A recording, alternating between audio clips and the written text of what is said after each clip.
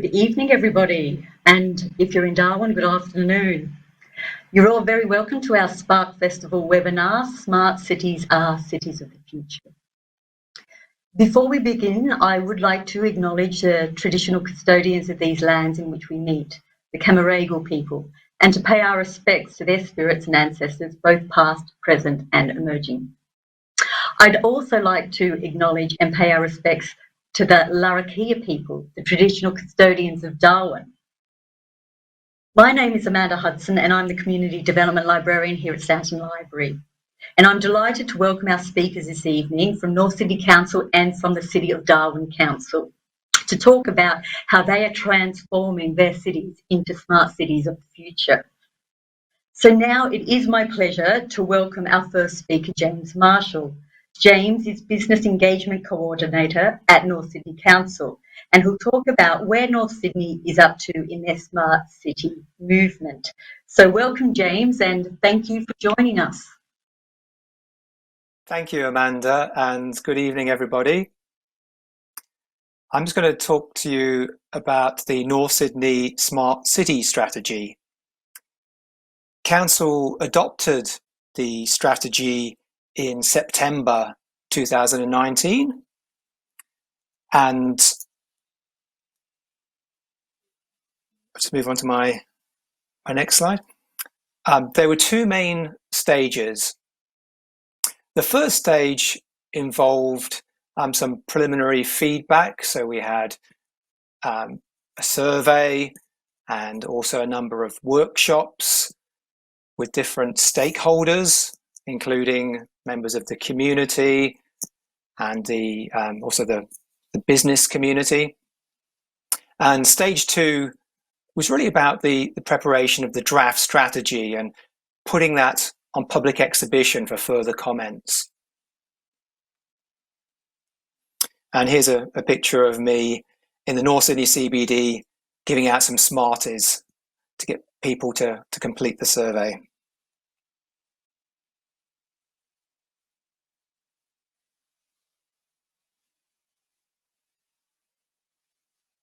Sorry, I think I've gone ahead too far there. In terms of a definition of smart cities, North Sydney has its own definition. There are lots of them, but we tend to think about smart cities in terms of three main elements. There's new technology, data, and innovation. That's to say that we're trying to use new technology such as smart sensors and to use and analyze data to bring about innovation. And when I talk about innovation, I really mean trying to improve our service delivery and also trying to address some of the key challenges and opportunities facing the North Sydney local government area.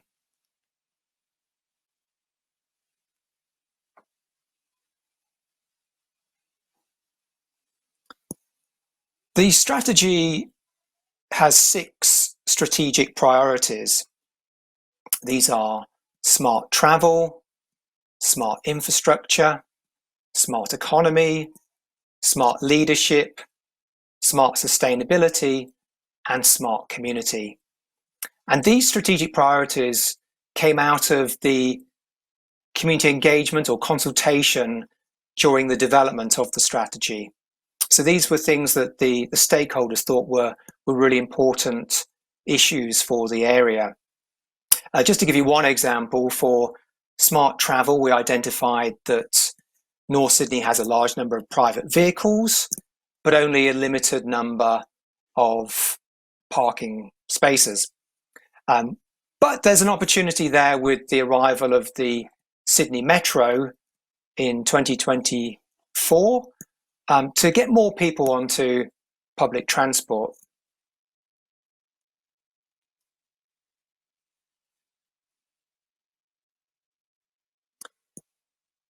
In a moment, I'll run through some of the key achievements which have taken place since the development of the strategy, and also some of the work that's currently in progress. And these are based on those 6 strategic priorities that I mentioned.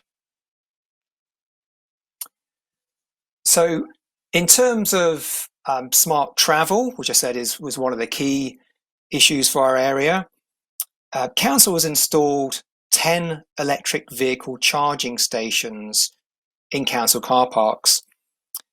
The charging stations can be used by any currently available electric vehicles. The customer registers via an online portal and activates the charger.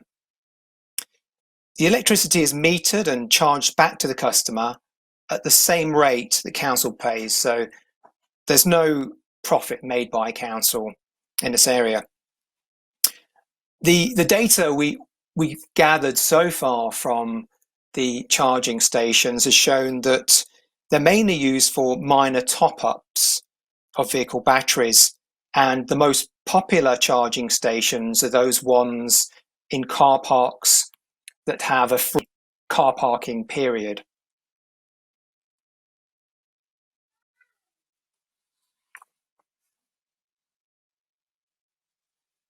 So I'm just waiting for my next slide.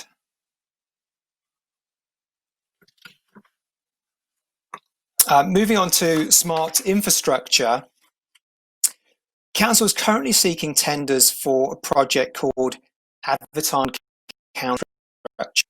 The project includes digital advertising opportunities, existing structures, bus shelters and footbridges, plus a network of new smart communication panels. These will be freestanding digital screens with wayfinding, community information, Wi-Fi, and comms and advertising capability. So say that's the subject of a current tender. We'll report back to council on that and select a supplier to deliver that.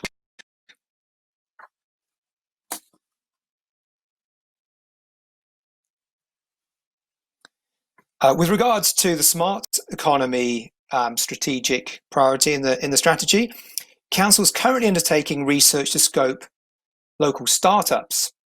Now, startups have high growth potential, so they have the ability to provide the jobs of the future, if you like. So this mapping exercise will help us build a database of the types of startups in our area, so council and its partners can best support this sector. And it builds upon a report which was recently developed by Council and Regional Development Australia into the startup ecosystem.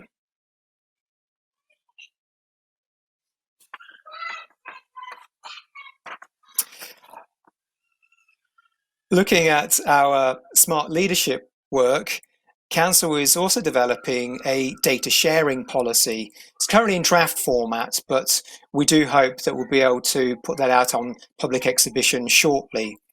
And the overall purpose of that is to support local innovation. And the approach involves sharing council data that has wide reuse potential. So the data will be split into 3 main types. Sorry, I'll just go back. There will be open data, data which we will share with everybody and which has no restrictions on use. Shared data, which we'll share with certain stakeholders, but under certain conditions for use. And closed data, which will be kept within council. So what we hope to see as a result of this data sharing policy is to be able to support local businesses and research organizations to develop like apps and websites and other tools to address some of those challenges and opportunities which we've been talking about.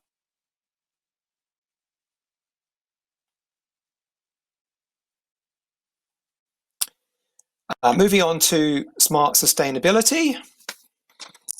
Another achievement has been the ongoing rollout of solar photovoltaics.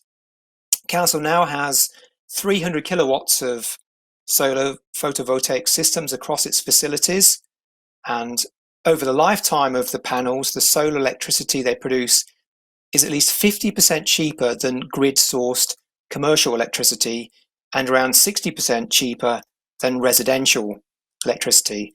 So you can see why Council is investing in this area. For the last strategic priority in the strategy, we're also doing a lot of work to build the capacity of the community to use digital technology. So 291 people participated in the Tech Help for Seniors program, which was recently delivered at Stanton Library by Amanda and her colleagues. The program included support with using smartphones and tablets, internet basics, internet searching, and using websites and email tips.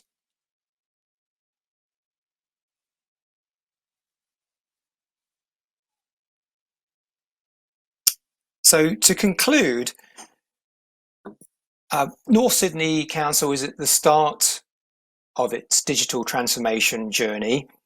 Our strategy is helping us to coordinate our work in this area and also to accelerate that work. We recognise that we've got a long way to go still, but we hope that we can use digital technology, data and innovation to improve our service delivery and address some of those local challenges and opportunities. Thank you, James. And we'll be talking a little bit more after our next speaker about the North Sydney strategy. So looking forward to that. As we've experienced this year, the COVID pandemic has caused considerable disruption and restricted aspects of our social lives. It is somewhat ironic, though, in these times of social distancing, that we've been able to defy state borders and distance thanks to innovation and resourceful thinking, which is what the Spark Festival is in celebration of. And so in saying that, we at North Sydney Council are delighted to be sharing this online platform with Darwin City, which I think is around 4,000 kilometres away from where I am sitting at the moment. So it is my pleasure to welcome Joshua Sattler, who is the General Manager of Innovation, Growth and Development Services at the City of Darwin Council.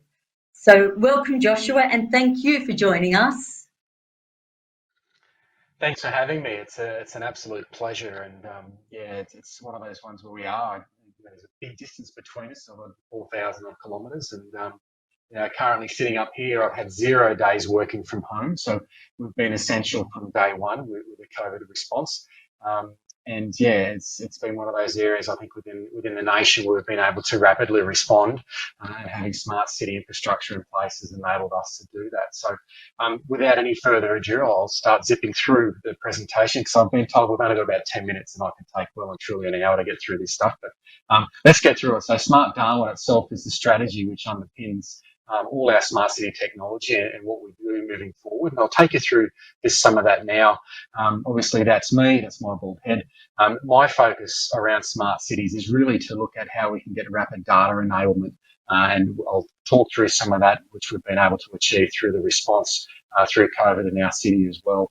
Obviously, my title's quite a long one, but at the end of the day, we're looking at how we can actually teach cities to talk and tell us what's going on.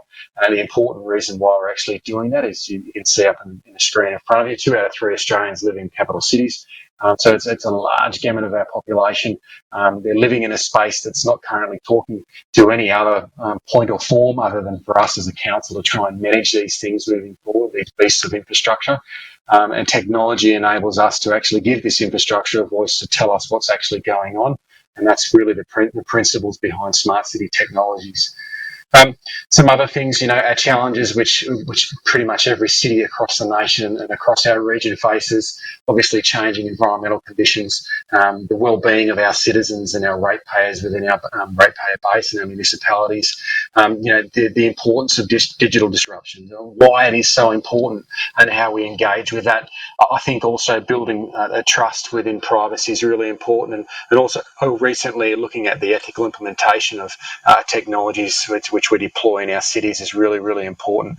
And again, something that the City of Darwin is quite well progressed in the space of, and I'll talk to that a little bit later.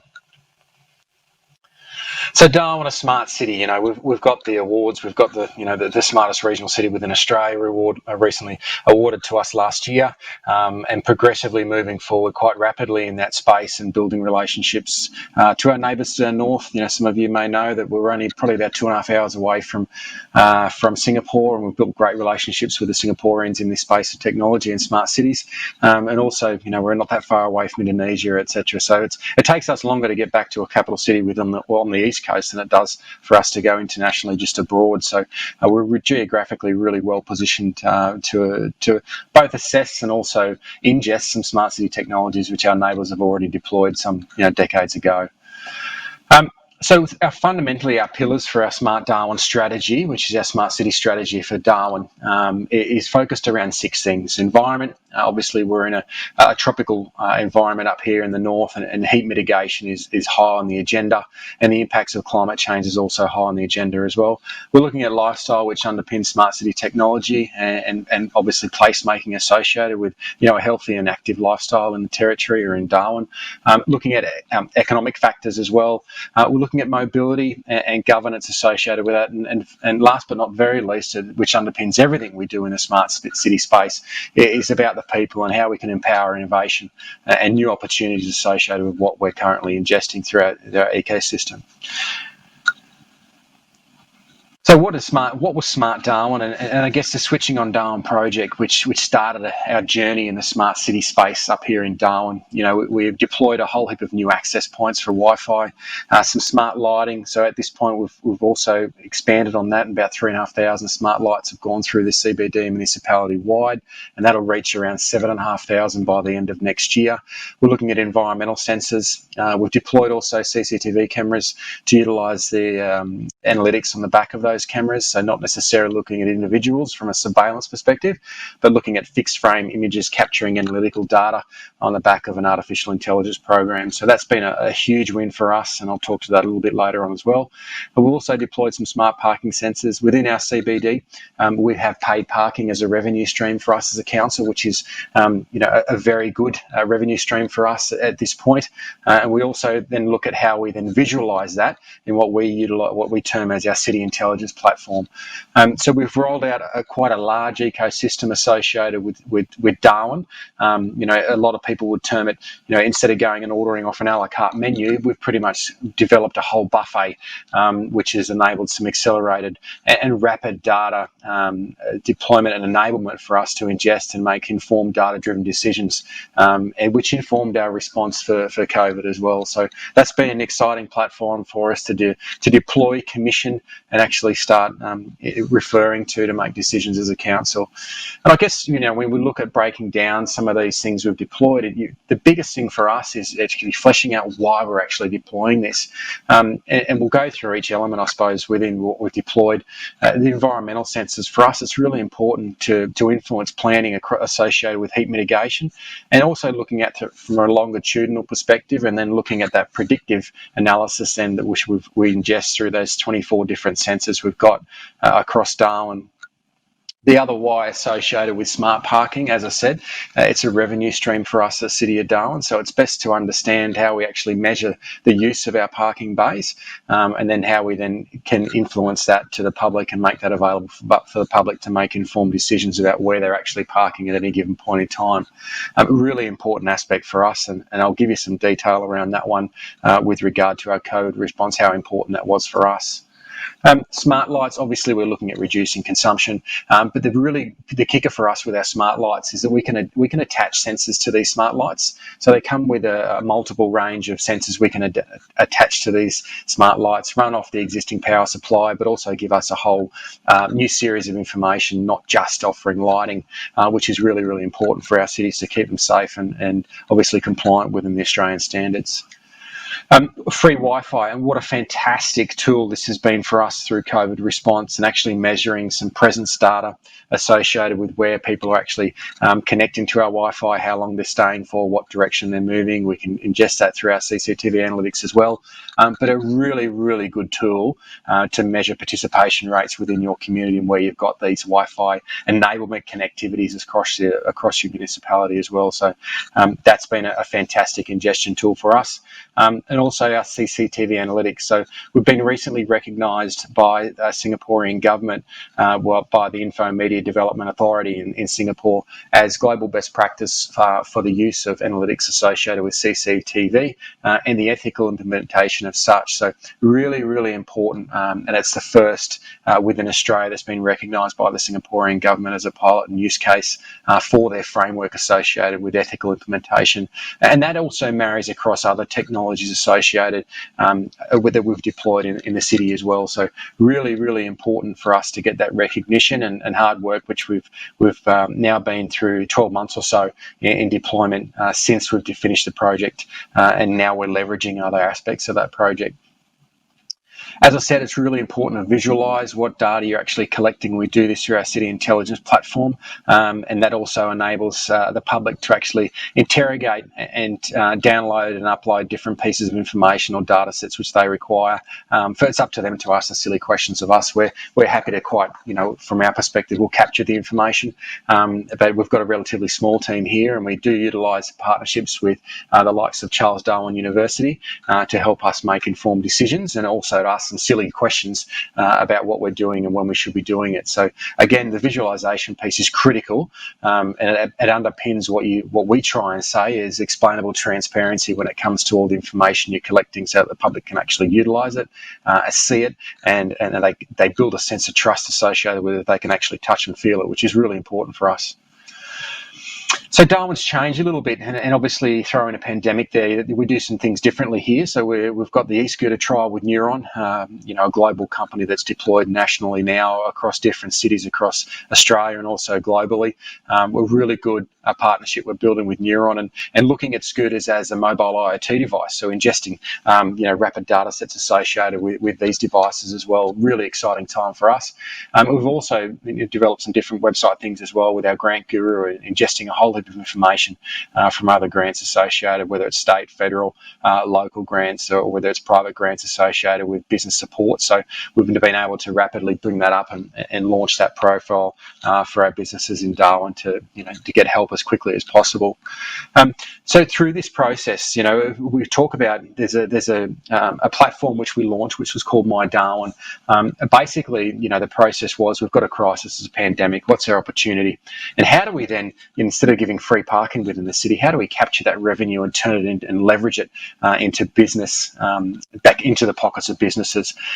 So what we did, we received or put a project up for council to endorse, and we did that relatively quickly. And within 5 weeks, we built a platform which offered digital discounts to registering businesses and a large portion of the population to engage within the City of Darwin.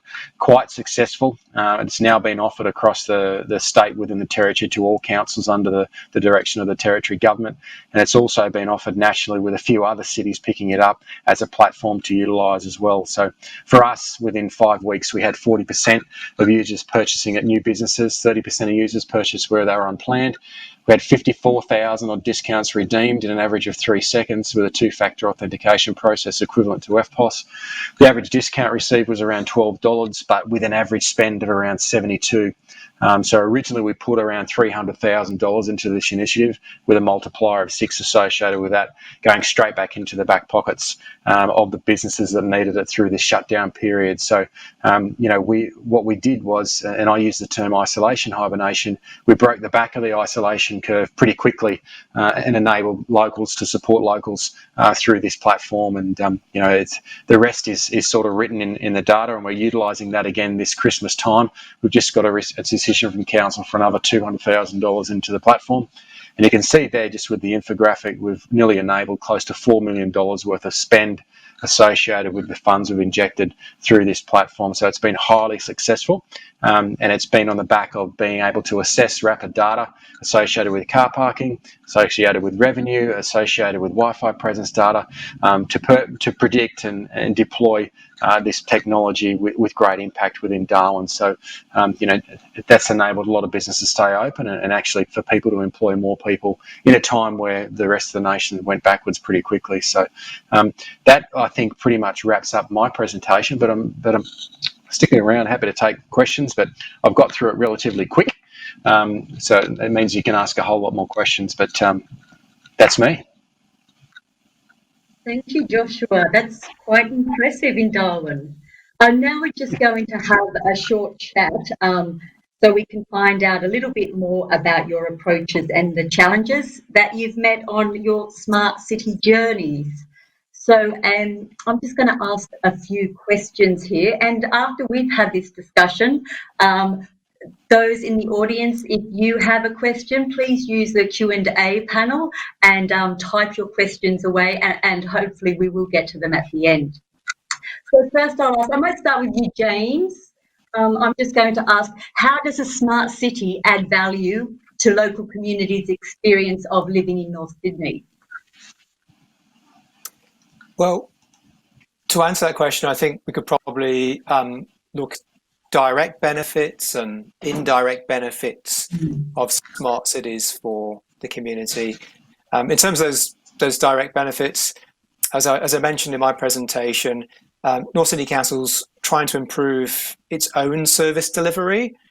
So to give you an example of that, we have a new website hopefully coming early next year, which will improve a lot of the functionality that residents and ratepayers enjoy, and they should get better access to council services.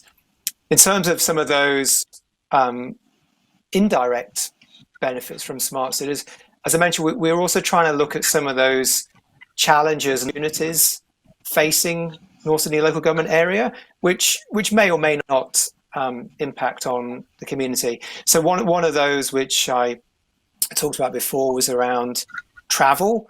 That was a big issue that came out during the consultation for the strategy we developed, and we do have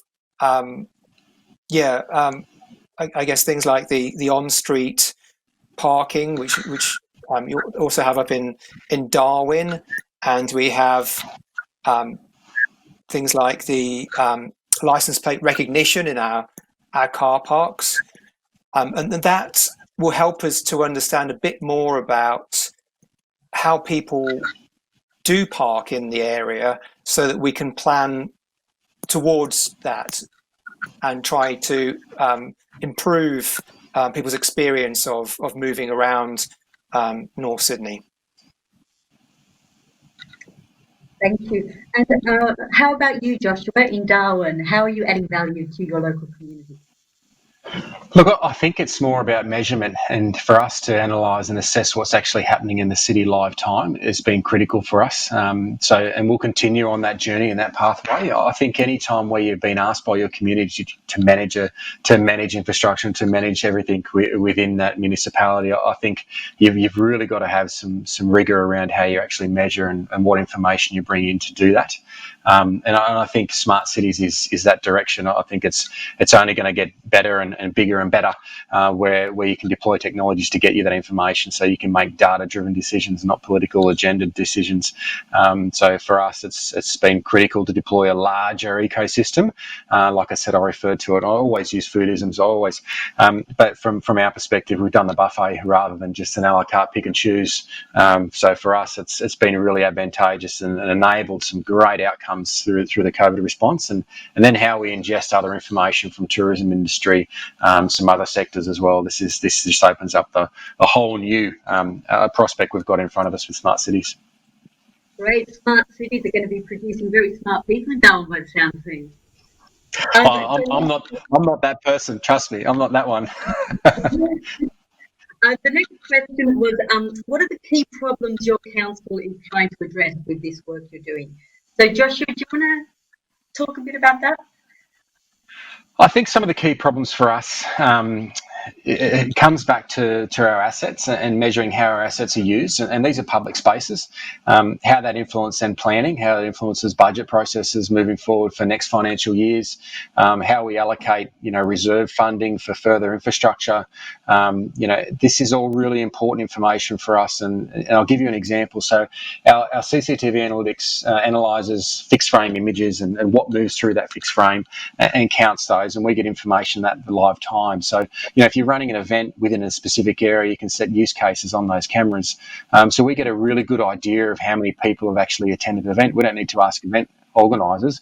We know actually how many people the event, where a lot of the parking actually happened, etc., etc. So for us, that influences then what subsidies we offer for events moving forward, and we can measure the impact or consumption multipliers associated with events like those. So that for us is really critical for how we plan the next financial year, as councils are quite clunky and they move through a really long and elongated process through municipal planning and budgetary processes every year. This rapid data ingestion is really important for us to make sure we get it right at the front end. And if we can change the plan throughout it, we can do that on the back of data information. So it's really critical. Very, very good. And so, James, are you still there? What, I lost James? Yeah, I think we have. Okay, so maybe I'll just go on to the next question, Joshua, until James comes back. So the next question, oh, you're back, is it? No? Okay, so the next question is, what are some of the challenges that you've met along the journey to transform Darwin into a smart city? Oh, wow. Where do I start? So from not only elected members, but also community, it's really, really important. There's two really critical things. So from a privacy perspective, when you're engaged with third parties, deploying technologies that come from third parties, you as the custodian of the data, it's really important you can circumnavigate that with some privacy framework and some privacy policy work, which makes you legislative compliant. That's the first pitfall. The second pitfall is also the ethical implementation of technology and what influence that has or what impact that has on the humans.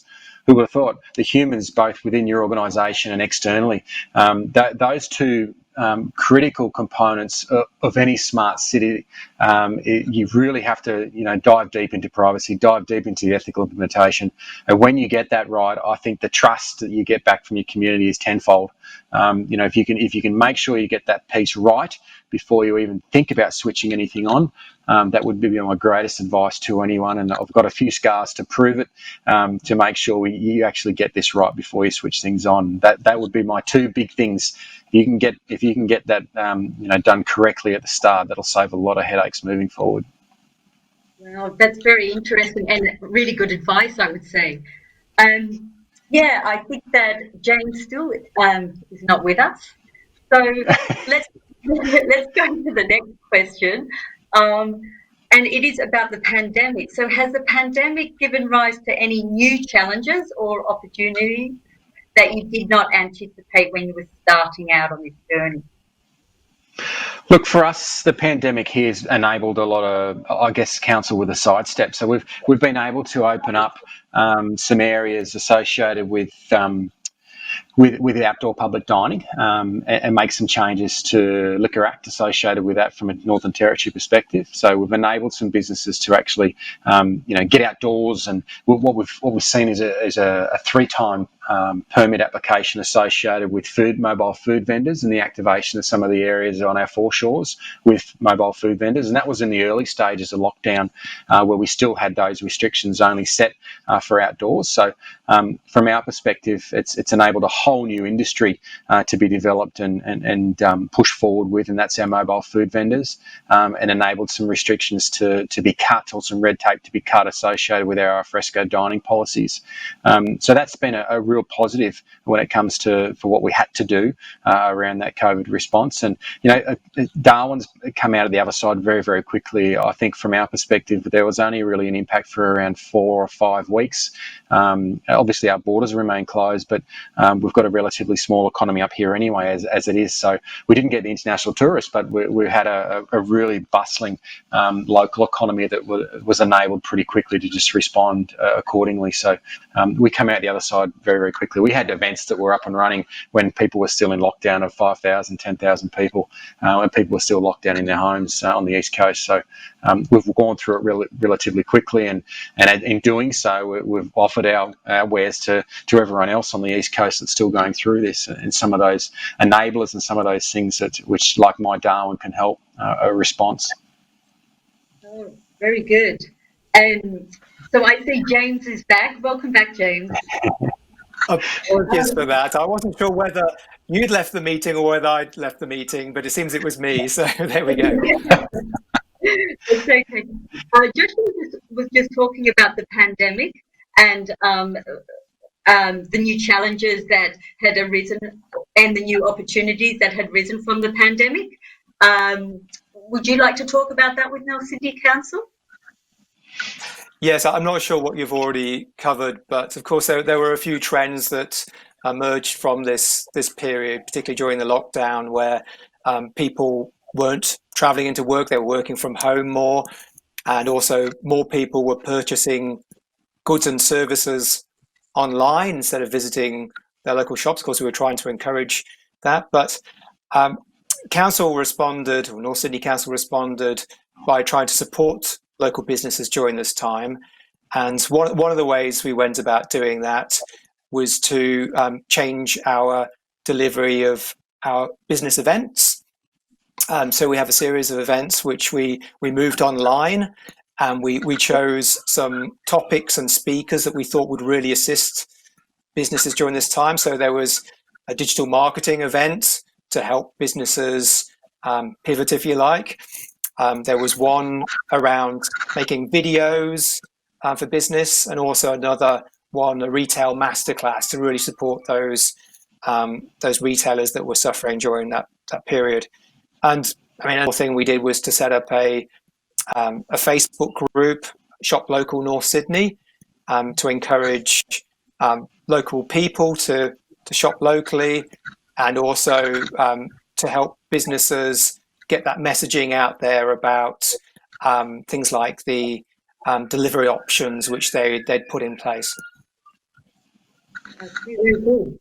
And James, did you want to also maybe talk about the key problems that North Sydney Council are trying to address with this smart city work?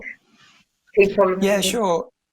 I talked a little bit before about things like travel being an issue, but similar to what Joshua was saying, open space and public domain are also really key areas for us. North Sydney Council has a geographical area of around 12 square kilometres, but we have a residential population of 75,000 people and a working population of 100,000 people, which puts a lot of pressure on the area. And the more we can do to try and understand how people use public domain and open space, the more we can do to plan for that. So to give you an example, this is a project that's currently in progress, but we're working on a temporary plaza in Neutral Bay called Young Street. And one of the ways we're going to try to analyse the success of that, if you like, is to work with work with a consultant to access telco data. So we'll be able to look at the number and types of visitors that come into that space and learn a bit more about how long they spend there and the frequency of visits to that space. And the good thing about this kind of data is that it's historical as well, so we can go back to pre-COVID times as well as now and see how changes have taken place over that period. Excellent. Very helpful that all of this data, I think, for everybody in the area. So the last question here I have, and I might ask Joshua first if he can speak on it, is because this is the Spark Festival of Innovation and Enterprising Minds, what are your council's plans for building a culture of innovation in Darwin?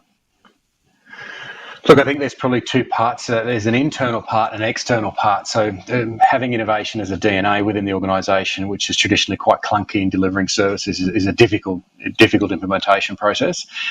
For us, we sort of lead that stream, and I think within a director of a department perspective, City of Darwin is well and truly advanced in that space. So it's nice for us to be, but then how do you get the other departments actually thinking the same way? And I think you can do that through data and the sharing of data and the visualisation of that data. For us, it's really, really important to not only externally promote what we're doing, but also internally. You can get caught up with some of those processes and looking outside the organisation as such. And your outside, deployment and technology is really good, but the inside actually has to catch up. So, we've found ourselves in that situation where the inside systems are now catching up with our external systems to making sure that they're actually integral across all both internal and external platforms. So, for us, it's just about walking the talk and doing what we say we're doing and forming up some of the integrity about what we're doing within that smart city space and providing that for the community. As I said, we're not the geeks. We're not the ones that actually come up with the crazy ideas and solutions. We offer that to community and the likes of our university partners and even our neighbours across the ditch to tell us and predict about what's going to happen and what's actually happening right now. And it's been quite successful. I think it's the more you can be transparent, the more you can explain to your community about what you're actually trying to achieve and predict some of those things that we don't even know are coming yet. I think that's a really good position to be in. Excellent, thank you. And James, how is North Sydney building a culture of innovation? Yeah, similar to what Joshua was saying, there's work taking place to build the capacity of North Sydney Council staff. So some of us already gone through some smart city training, and that's something we want to try and roll out to other members of staff over coming months.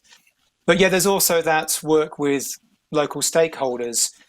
We recently worked with Regional Development Australia Sydney, report into the innovation ecosystem of North Sydney, and we identified that there are a number of different stakeholders. So we have, I think it's 10 co-working spaces, somewhere between, I don't know, like 30 to 50 startups that we've identified.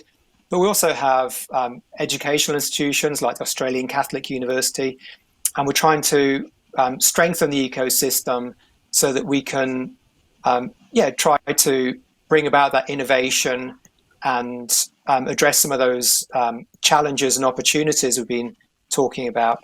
But another thing I should probably mention there is that Council's developing a data sharing policy, which will look at trying to make available Council data sets to different stakeholders. So it might be that businesses and researchers use that data to develop apps or websites to tackle some of those issues. Okay, great. We do have a few questions from the audience, so maybe we might have time just for one of them. So it is from Ren, and the question is, has accessibility been included in smart cities approaches? Example, smart cities for all, to be inclusive of people with disabilities, accessible IT, and libraries. James? Let's have a crack at it. Yeah. I'm aware that we do have a disability action plan, which I think is something which is either compulsory or encouraged by the New South Wales government. And that does look at things like how to improve the accessibility of Council's website. We have undergone a staff training to do that, but it's an ongoing area of work. Good. Joshua? Look, I'm going to be completely honest. It's a huge void within the smart city space, and it's probably not something that aligns quite well. I think it's an opportunity to build into any deployment. For us, where we've got IoT deployed, it does inference, I suppose, or it does tell us some information about, I'll use e-scooters as an example, where they're actually parked and what impact that has on car parks associated with disability parking and all that sort of stuff. So I think there's a big void within the industry for it. So there's a great opportunity if your person that asked the question can present some information to further for us to influence what we do moving forward. It'd be a great opportunity. Okay, great.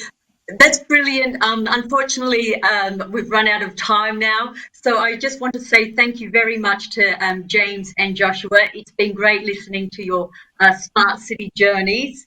And the future looks very exciting, I think, for Darwin and for North Sydney. So I hope all those who have tuned in are excited about the future of their cities as well. So thanks a lot, everybody, for joining in. And thanks to the Spark Festival. Thank you.